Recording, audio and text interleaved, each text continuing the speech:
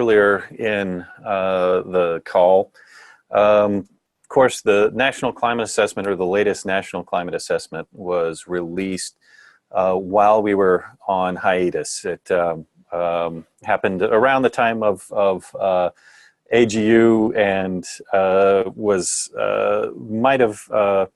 some of you might have missed it in the flurry of AGU and the holidays. But we just wanted to take a few minutes to talk about the National Climate Assessment, and in particular, think about what some of the findings or the major implications that are highlighted within the document might mean for the work of the Terrestrial Ecosystems Collaboration Team and beyond. So just real quick, a couple of words on the process and what the National Climate Assessment is. So this is a legally mandated activity. This has to be done, and it was actually set up as part of the Global Change Research Act, so it goes back to the 1990s. And this is in some ways not like many of the scientific reports that we deal with, but rather it is a synthesis of existing literature with a focus on identifying new or the most important information that has emerged since the last climate assessment was released. And a key feature of all of that is that there's a very strong emphasis placed on being able to trace the origin of information back to its original source, or to ensure that every piece of information, every fact that is presented within the National Climate Assessment is well supported. So it's, again, some of the key characteristics that make this different than some of the other types of scientific reports we might be dealing with. Just to show you real quick a list of the people involved here. I don't expect you to catch all of the different contributors and authors here, but mainly throwing this up just to emphasize the fact that the vast majority of the people that are involved with this are doing it on a volunteer basis. And in fact, basically the only people that whose names that you would see up here that got paid for this are, say, some technical support staff and other folks of that nature. Just to run through real quick on the different roles and responsibilities, or who's doing what, mainly because it gives you a sense of what the process is like. That we start with authors and contributing authors that actually go out and gather that information from those existing sources. And then we have a lead author. For us, this was Carl Marcon, that many of you would know, who did really the lion's share of the work here, taking all of that information and essentially editing or blending it together in a narrative form that can then be converted into what essentially, or what finally becomes the document that you can access now. Then starts this real process of a number of folks verifying that the information in the document is traceable, or again, that you can go back to reliable original sources in the literature. This is both done by a lead author, in this case for Alaska, myself, and then USGCRP staff that are very much focused on this idea of traceability.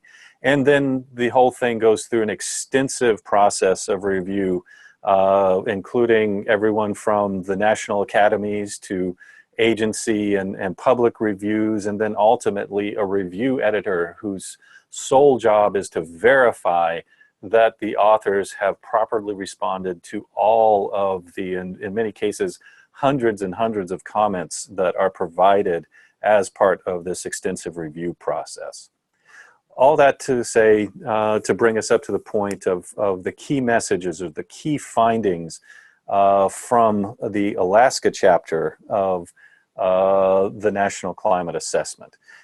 First off, in this particular edition, there's a real emphasis on marine and coastal impacts, something that is important to first and foremost because this is a new area of focus compared to what had happened in the previous versions of the National Climate Assessment. But in terms of implications for the terrestrial ecosystem team and our interactions with other teams, the second of these key messages is that, as no surprise really, but Alaska continues to be affected by permafrost thaw, erosion, wildfire, and glacier melt. And I think that if you look into the supporting material behind this particular key message, that you'll see many opportunities for additional research or areas where we as a team could contribute, and also brings to the third key message here, in that all of these changes that we're seeing in these ecosystems have real and meaningful impacts on human health that I think can help us understand the importance of the work that we're doing, but also this in particular provides us with ready-made linkages to other collaboration teams within IARPC. Moving on to other key messages here. As in that last bullet or key message 3, subsistence activities and essentially all aspects of life among Alaska's indigenous peoples are being, in many cases, disproportionately impacted by these changes. So again, helps provide some perspective for the work that we're doing, and additionally, again, connections to other collaboration teams, in particular human health, as well as groups ranging from the coastal group to environmental intelligence. And of course, one of these no surprises again, but climate warming is having real and in many cases dramatic impacts on the infrastructure in many of these areas that I encourage us to think about in part because of how that ties the work that many of us are doing directly to the needs of people who live and work in these areas. But I think there's some very real implications for us as a research community and what this means for our ability to work and operate in these areas and to access, in many cases, the systems that we're actually studying. And then finally, the idea that we need to start doing things now, that taken all together, that a proactive approach to adaptation is what is demanded by the situation on the ground. So again, I hope that you view those key messages from Alaska in particular in the context of the work of IARPC, and encourage you to dig into the report and see how some of these key findings and oftentimes key gaps in our knowledge might relate to the work that we're doing. So with that, I'll go ahead and hand it over to Jeremy Littell for a broader view of the findings of the report. All right, let's see if I can share my screen here without causing any problems.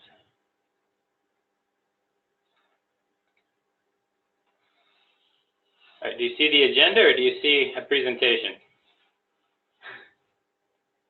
Hello? Presentation. And right. and your background. Yep, there you go. All right, great. So Steve led off with the Alaska chapter, and the bulk of what you'll find in NCAA for about adaptation and impacts that's relevant to IARPC teams is discussed there in more depth and detail than in a lot of the other chapters. But one of the things that really interested me was the degree to which things that are important to team members in both the terrestrial team and other teams within IARPC are sprinkled throughout the rest of the report in different chapters. And so what I've done here for this presentation, and there's a lot of text in here, I'm not going to read it all because we don't have time and you'd be bored silly.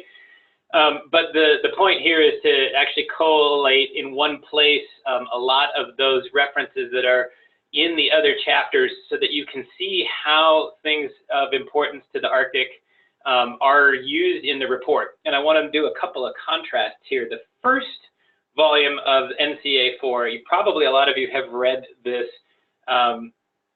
or at least the chapter on Arctic changes and their effects on Alaska and the rest of the U.S., which is, I think, chapter 11 in this. I have a slide on that in a second. But this is the Climate Science Special Report. This is the detailed part of the NCAA that looks at detection and attribution and the climate system as a whole, and also the ways that other parts of the Earth system affect climate. And it's a lot like Working Group 1 of IPCC reports in its flavor and delivery. And they did quite a good job on this. The chapter 11, which is specifically focused on Arctic changes and their effects on Alaska and the rest of the U.S., does something that the NCAA for Volume 2, which is what the Alaska chapter Steve was quoting from, and has to do mostly with impacts and adaptation, does not do. And that's that it treats the Arctic as a system of relevance to the United States as a whole, because of the way that atmospheric impacts affect the rest of the country, the way that climate changes that happen elsewhere in the Arctic affect the U.S. And then it sort of seeks to put the U.S. climate impacts in a more global setting. And I really like the way this was done because it allows them to deal with a lot of the really complicated interactions and feedbacks. On the other hand, the audience for this first volume on the climate change special report is quite a bit different than the audience intended for the second volume for impacts and adaptation. And so this one is heavy on the science. I think this chapter 11 has something like 300 citations. And if you go into that chapter and start rooting around in these various key findings and their supporting text, there's a couple things I think will strike you immediately. One of those is that a lot of papers and research put out by our team members and our IARPC frequent participants are in there, but there's also a lot that aren't, right? The ways that some of these messages get supported is maybe not the way we might choose. So there's an interesting inclusivity, but maybe not always the perfect connection on the best research to include. And so it's worth looking at that, how it was done, so that maybe we can have some effect on the next time around. Not that there's anything necessarily wrong here, but there's ways to make it better. So I've just listed the main key findings from the CCSR chapter on the Arctic. And in particular, that key finding 5, where they actually worked really hard, I think, to get this idea that what happens in the Arctic doesn't stay in the Arctic as a key element of this. And you don't see that so much in the second volume on impacts. But anyway, I'll move on now to the other chapters in Volume 2 that are relevant or that call out research and effects and impacts in the Arctic. As Steve mentioned, the idea here was to bring together the things that are policy relevant but not be policy prescriptive. And there's a regionalization to the structure of this report, a number of U.S. regions specifically, and then a bunch of sectors, things like transportation and energy and stuff like that. And so many of these chapters call out specifically impacts to Alaska, relatively rarely in the Arctic, although some of the oceanic stuff that I've chosen not to highlight here deals more explicitly with Arctic and high latitude North Pacific, North Atlantic issues that especially deal with fisheries and things like that.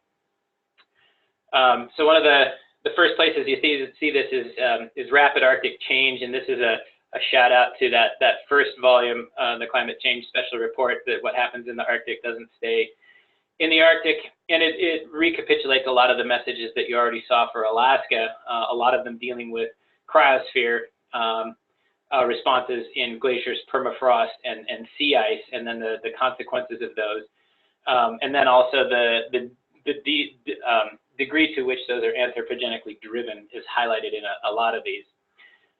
There's not much in a couple of the lead chapters, but for land cover and land use change, and this is one where I wanted to call our attention as an opportunity here. I thought this paper or this chapter was very much lower 48 focused. They point out that for a number of things in terms of changes in land cover by region, we're out there with the U.S. Caribbean and the Pacific Islands regions as places where there wasn't sufficient data to characterize what they were hoping to look at in terms of changes in land cover. And if you look at this second key message, they note an expansion of grasslands at the expense of high latitude taiga and tundra communities. And I don't know for certain, but this was not the way I would choose to characterize what we see in Alaska. And I think in NCA 3 there was some deliberate mention of shrub establishment in graminoid tundra and the changes that we see in Alaska and the Arctic that are kind of different, but they put it in a context that fit the rest of this chapter, and I don't think it quite works. I don't think it's quite true to the science, and it really doesn't rely on citations that are explicitly high latitude or that treat the high latitudes in ways that I think would sit well with the breadth of our community. So one recommendation coming out of this little survey of the rest of the NCA is to see to it that there's more direct representation of Alaska and the Arctic in some of these chapters the next time we do this, if that is indeed a thing we do. For ecosystems, ecosystem services, and biodiversity, there's almost a little case study in there in this complicated relationship between brown bears. It turns out they're Kodiak brown bears, so the study is confined to Kodiak, not the range of the brown bear in Alaska. But basically a complicated relationship between bears, salmon, changing climate, and berries, and the ways that affects the delivery of oceanic-derived N15 from salmon carcasses into terrestrial ecosystems. And while it's a cool story, again, I didn't think it captured some of the broad impacts of relevance in the state that maybe we could talk about that are have more relevance to people and resources and direct impacts to communities in Alaska. On the other hand, they in this chapter, did a nice call out for each region. You'll notice that the Alaska region is heavily marine focused in terms of its ecosystem services and biodiversity. And economically speaking, that might not be a bad way to go. And these are the kinds of things that definitely have impacts for both communities in Alaska that are not as well connected to the transportation system, but also in the state for biodiversity purposes as well. So each region had a call out here, and you can see some of these impacts listed. And this is, I think, a good way to illustrate some of those effects. Not as much of interest for the terrestrial team, but there is some there. And then the coastal team actually did something quite similar. And actually this chapter does a pretty good job of looking at the interface between the terrestrial environment and the ocean environment, and in Alaska in particular, the role of sea ice and its decline, and then the impacts that has subsequently with permafrost thaw and erosion on the coastline. And this is repeated quite frequently in a lot of the chapters. And as such, it should be. In terms of impacts, it's one of the main things that we face in the region, and also of interest to the terrestrial team and the permafrost team in terms of its adaptation potential. And here I've highlighted this key message from the Coastal Effects chapter: the social challenges are intensified. And this is one where, at least for the time I've been participating in IARPIC, this is an undercurrent of a lot of things that we talk about, but the research on the natural system and the way that it's being affected by climate change seems to be front and center. And I think one of our opportunities is to focus some of this more on hazard and risk and the relevance for adaptation in the Arctic. And not necessarily just for communities that haven't as many advantages as more populated places, but also in terms of the economy of the region. And I know we don't necessarily want to go too far down that road, but there are opportunities to have our research, I think, better interface with those kinds of impacts. And this came out a lot in this coastal chapter. For transportation, there were some obvious ones. You get the ice truckers key message, or ice truckers reference, as I call it, but basically a larger version of a transportation and infrastructure problem associated with climate change, and these were called out explicitly. And the permafrost thaw and its effects on roads, runways, railroads, pipelines, everything under the sun. And so they were very clear to reference this in the transportation chapter, and also calling out the Alaska chapter as the place to go to understand that more. This is something we did deal with last year in the terrestrial team, looking at the effect of wildfire smoke and increasing potential for large wildfires under climate change and their potential impacts on communities that don't have access to good indoor air quality. And so this was good to see a key message that aligns well with some of our activities. I think for now we've chosen to table that discussion and focus more on the research side of that than the vulnerability to community side of that. But again, there's an opportunity there. And then human health. As Steve mentioned, this is a place where I think, again, we have some opportunities. The exposure and the resilience vary dramatically across populations and communities, and that was a key message for this chapter.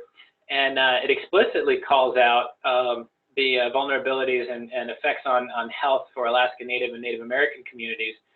And they didn't use the term food security, but that's the one that I think we can relate it to, at least in Alaska, and that climate change causes fundamental changes in food security for many of these communities in Alaska, and the Arctic have similar impacts and common themes. But a key piece of this is that there's also tremendous heterogeneity in the mechanisms by which the food security is impacted, depending on the traditional and subsistence resources those communities rely on. So in other words, those that rely on ice seals have different but related impacts to those reliant on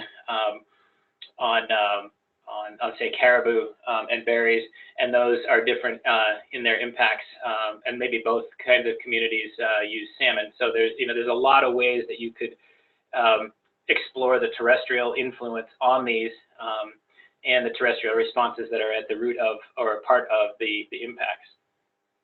Also, there's an entire chapter devoted to tribes and indigenous peoples, and there's a clear Alaska representation here. This graphic just shows a map of communities that are undertaking various approaches to the problem of climate change, whether it be impacts assessment, adaptation planning, changes in governance.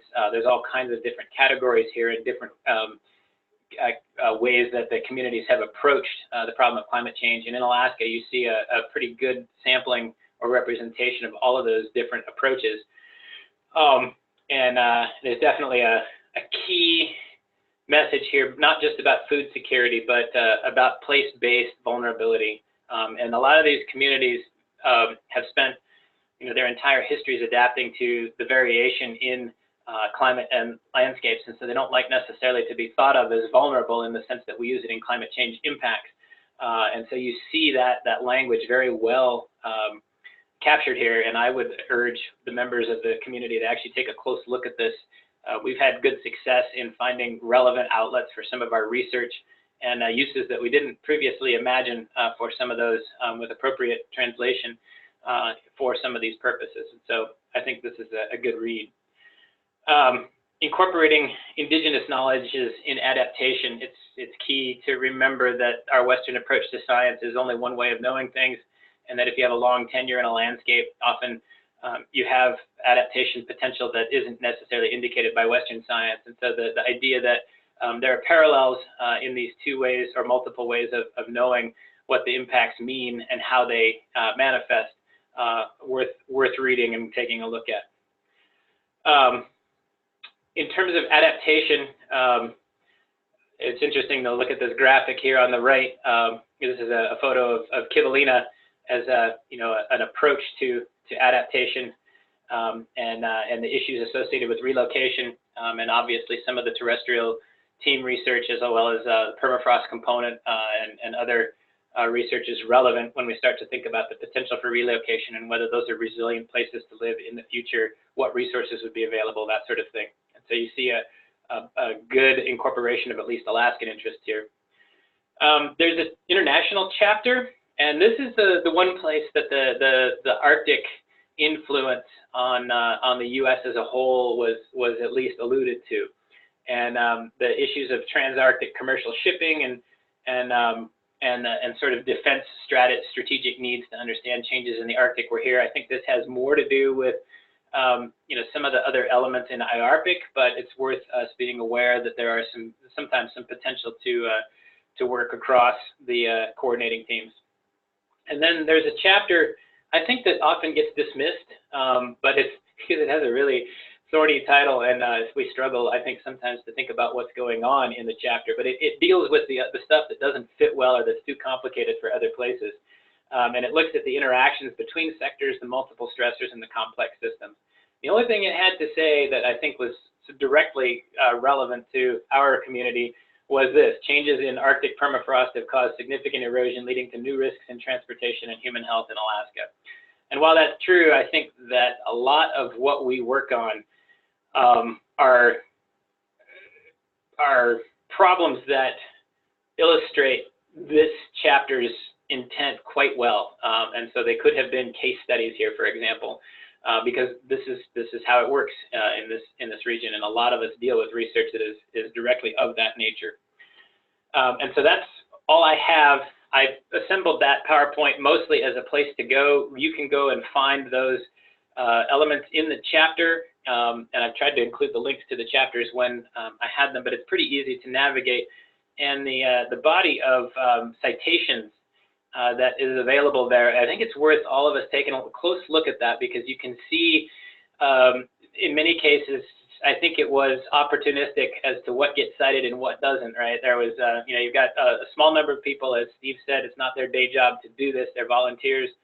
And so they've included references that are appropriate and that support the scientific story there, but there might be a better or more solid foundation for it if we're more deliberate about it. And see if I had some notes here on things I wanted to say. So I think, I guess in closing, the adaptation and impacts part of it struggles to characterize the complex vegetation and climate and cryosphere interactions. And obviously, the target audience doesn't necessarily have patience for how complicated that really gets. But I think it's potentially an opportunity for us, not necessarily to reduce it to the lowest common denominator, but to take responsibility for increasing the bar in that discussion and try and do the education that's required. I know we all have other things to do, but if we can keep an eye on that, I think it might be helpful and create opportunities for the next NCAA should we go down that road. But there's definitely clear places that IARPC could have an influence. And so with that, I'll stop sharing and stop talking and see if we have any other discussion. Thanks, Jeremy. Really appreciate that. That was a very nice dive into those additional documents. Yeah, and I'll follow on just real quick before we open it up to discussion. But again, I would encourage members of these teams to look into the key elements or key takeaway messages from the Alaska chapter, and then in many cases the knowledge gaps that are identified elsewhere in the report volumes, and just see how often those connect to the work of the individual collaboration teams, because there's a tremendous amount of overlap that again, in many ways provides us opportunities for the work that we're doing already. So with that, go ahead and open it up to the floor for discussion, questions, whatever it might be. We do have to be mindful of time and end at the with the hour, but we still have a few minutes to spare.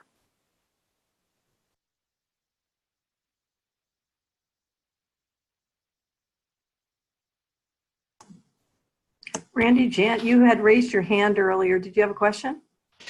Well, I was just noticing on Jeremy's slide about Chapter 7 with the wildlife impacts that there was nothing about seabirds, and I thought that would have been at the top of the list, the seabird die-offs, and I wonder if maybe that happened, when things were already in press, or maybe it's too recent to be in there, but it seems like that would make the list.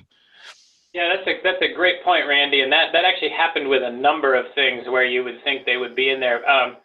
I guess, so the climate of 2016, which was exceptional and also in part related to some of the same mechanisms in the North Pacific as the hypothetical seabird die-off responses, i.e. the blob in the North Pacific, and then also its lasting effects as it moved up the coast and into the Bering Sea.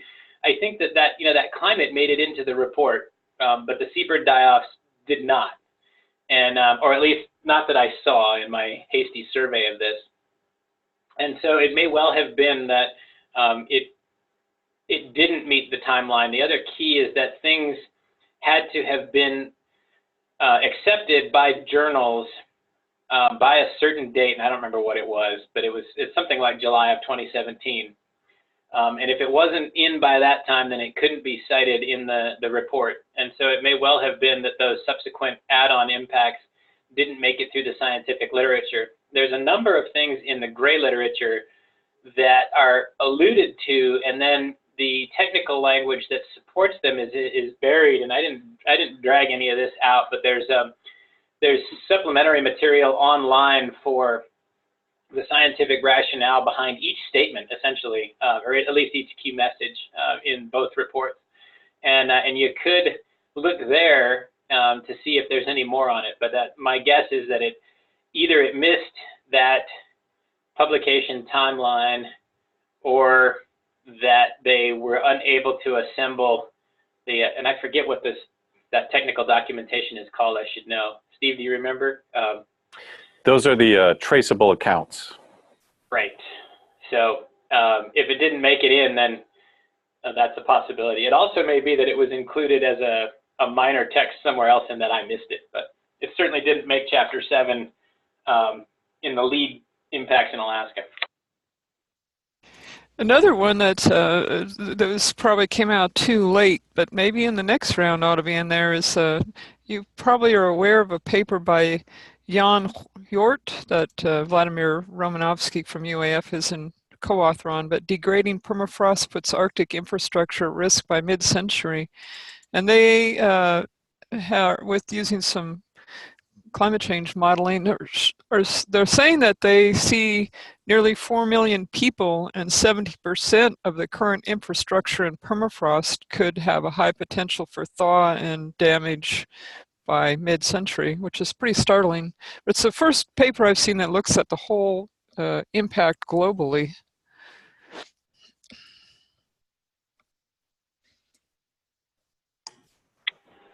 Yeah, I think if it were cited, it would have been cited to support some statement like there's the potential for permafrost thaw to impact infrastructure, and then it would have 6 papers listed, and then in the traceable accounts it would actually describe a little bit more about the mechanisms. But I don't know if that one's deliberate or if that one's explicitly cited or not. I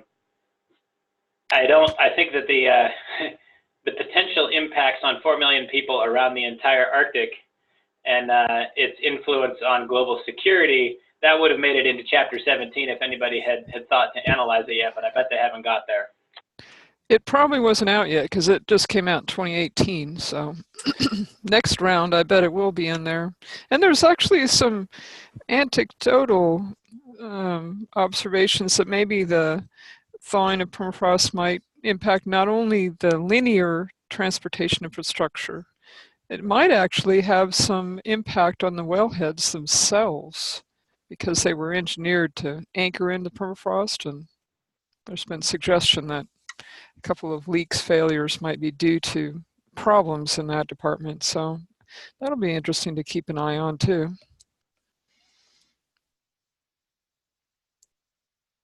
Indeed.